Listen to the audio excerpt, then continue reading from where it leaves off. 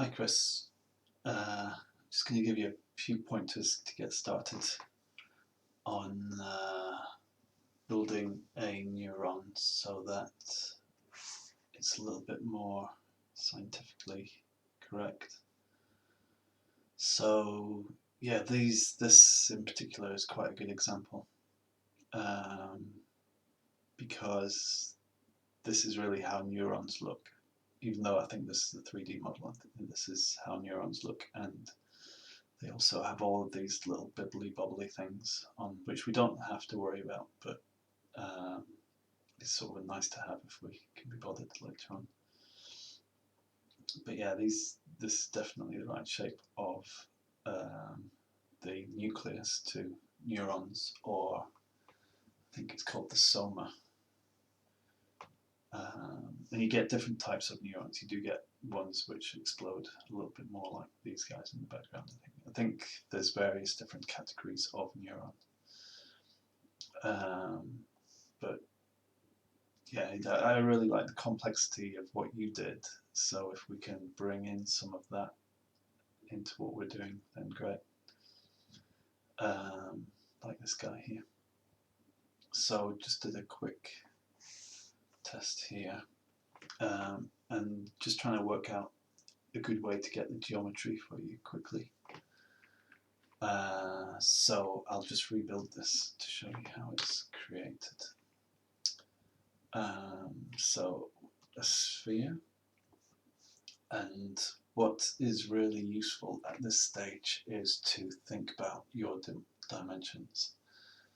So if you think that sphere is 100 centimeters in radius, so it's going to be 200 in diameter. So like that's the size of a man as it is at the moment, which if we're going to have a really big scene, then if we have just one neuron being so large, then the overall scene will be enormous. If we just go into MoGraph, say we were going to distribute these around in a mesh, which we probably would do towards the end. Object grid array. And presumably this is how you've spread yours out. So we're going to want them away at least that far apart. And then say you want your camera to pass one or two or maybe three of them. Then you get this far, and then you also need sort of background. So it needs to be at least this big. So what's the width of that? 5,000, which isn't too bad.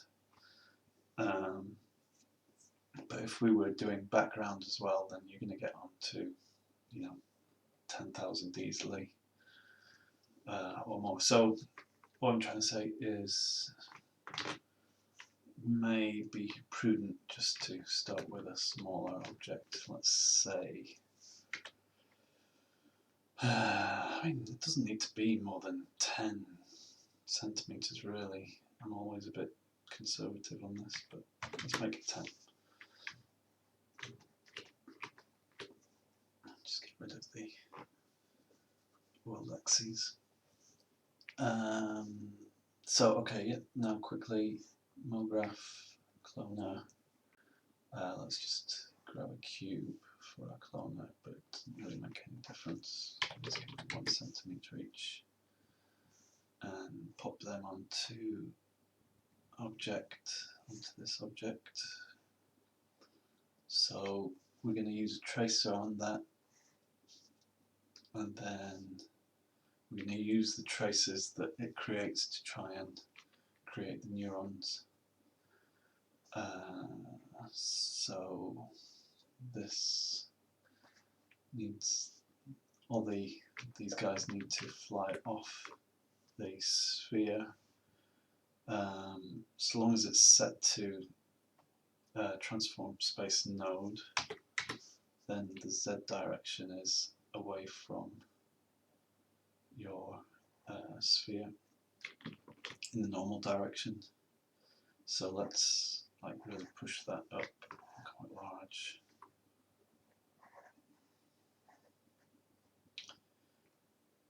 Say 500,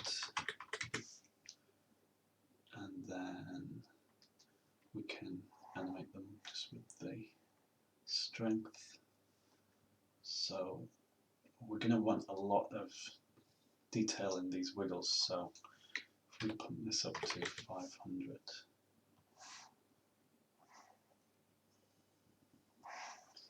animate that between there and there, and then set these to linear, so they can move out at constant speed now. And then at the same time, if we add some random motion, and if you set the random effector to be noise or turbulence, then they will move around as they go. Woo.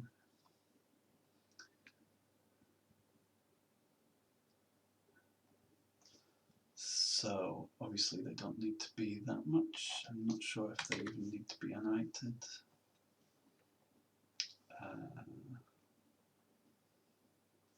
And then you just can adjust the scale here to get how wiggly you want them.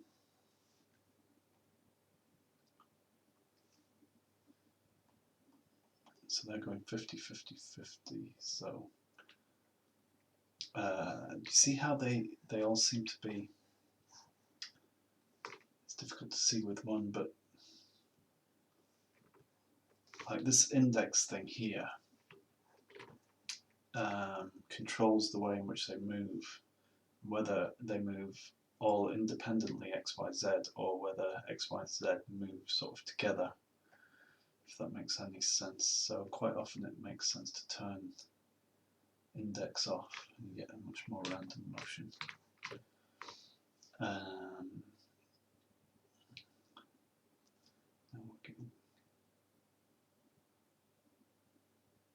So that's a little bit better.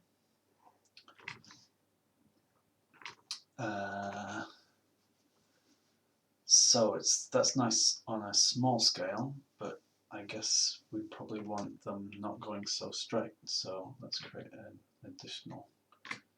Let's call this small wide. Okay. So let's pop that wide one in there too. And so let's just turn off the small one for now. And so I want this wide one to be sort of large movements. So the scale is going to be a lot bigger. Let's pop that back up to 100. And then let's move these around more. Yeah, that's more like it. Okay, so the next problem is the fact that they don't all originate from the sphere. And also this sphere could probably do with not being quite a sphere, but let's make it into a different shape. So let's just model the, just turn these small wiggles on for a second. See how it looks. Yeah, they look pretty cool, don't they? So yeah, let's just model the nucleus a little. So best thing to do with this is start with a cube. What was it? 10, 10, 10. And drop that into a subdivision. And then just sort of pull this around a little bit. You could subdivide it once, maybe. Mesh, commands. Let's Mesh command subdivide once smooth. So we've got a little bit more geometry there, and we could just pull this around a little. If you go to modeling, and this guy, the size of it. This one's usually a bit more useful.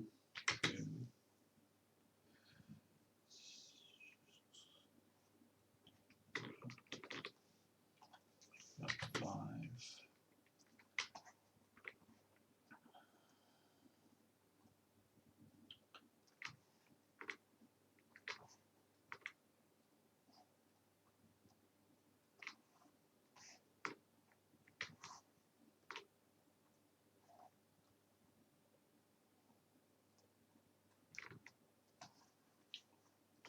So a weird shape like that will do. And watch for your polygon count here. That's quite nice that we've got a low poly count there, which is great. But I wouldn't go baking this into a huge polygon count. That's probably fine for now. We're going to have to connect those neurons to it at some point. So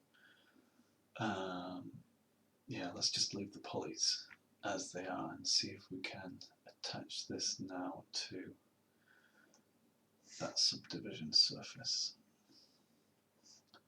Go back to standard.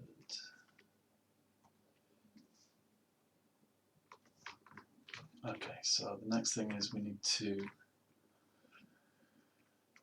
make sure that they come from the surface. So to do that, we're going to kill the random both the random effectors when they're close in, and we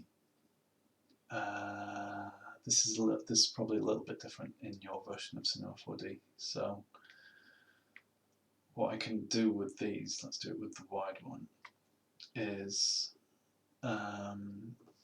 put a fall off on it. This is the part that probably works slightly different to yours, but in principle it's the same thing. So a spherical fall off. And to be honest, it's much easier on the version that you've got, I should think. But you can go into your field and you can have it so that it's invert it so that it's not working inside.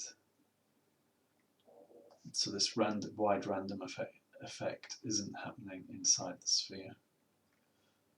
And then I need to, it's just, they've made it, in my opinion, they've made it too complicated now. So now they won't be affected until they come out of that sphere. So they start from being attached to it. You may need to have to do the same with this. It's not too bad. I quite like them to be coming more off the top and the bottom. It seems that they're spreading out at the sides more, which is understandable, I guess, because there's a lot more polys around here. So I'm just going to play with the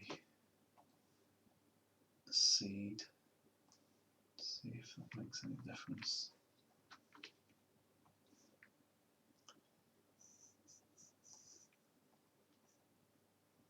Okay, that looks okay.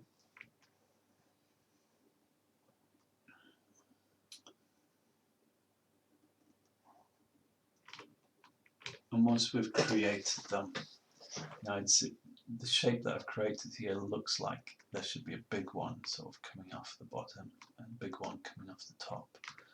So once we've generated them, then we can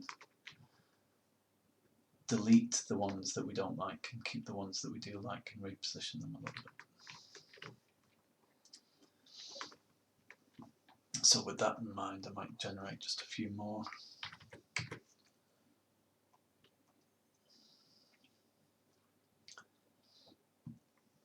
And also what I don't like is the jumps that I'm getting in here in the splines. So if you set the the type of tracer to be a try B-spline.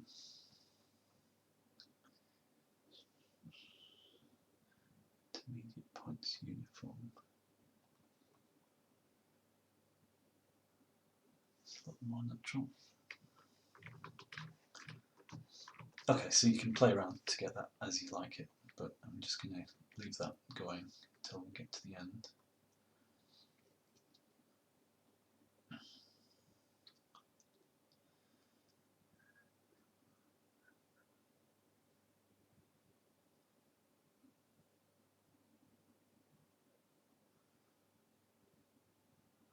It's going quite slow now, I guess, because it's trying to calculate so many intermediate points. You see, we've got 8 intermediate points here, so let's just drop that to 2.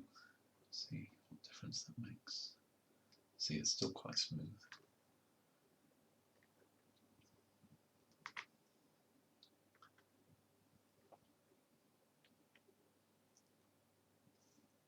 Even drop it to 1, see what that does. Don't really want lots of points.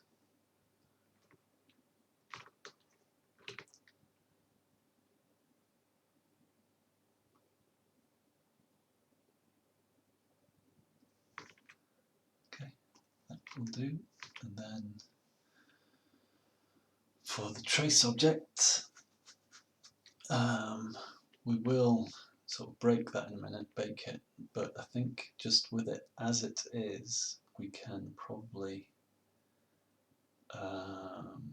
drop it into one of these guys, a sweep with, and be tempted to use circle, but n-sided gives you a lot more control over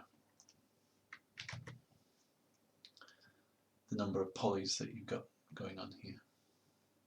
So if we're just looking for cubes at this stage,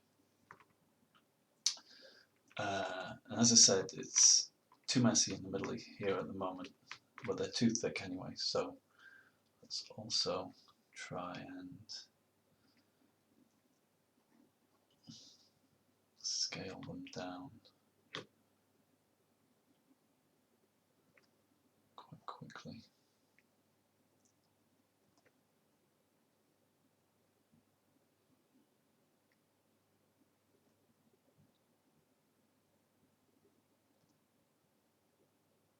They're going too thin on the extremes.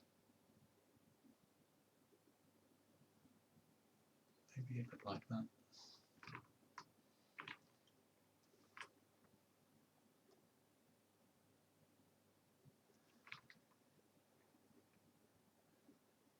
And like I say, I think we've got way too many here. They're really interfering with each other as they come in. But we can delete the ones that we don't want once we've baked the tracer.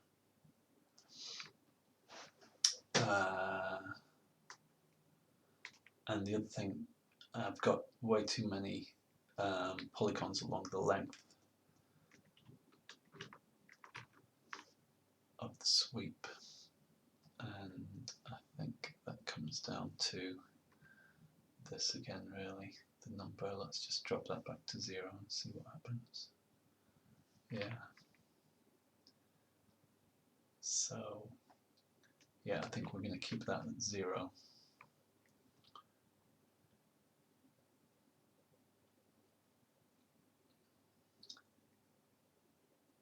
Even 0, it seems like too many to me, to be honest, which means that we've got too many points along our animated cubes. So the plane effector is happening too slowly.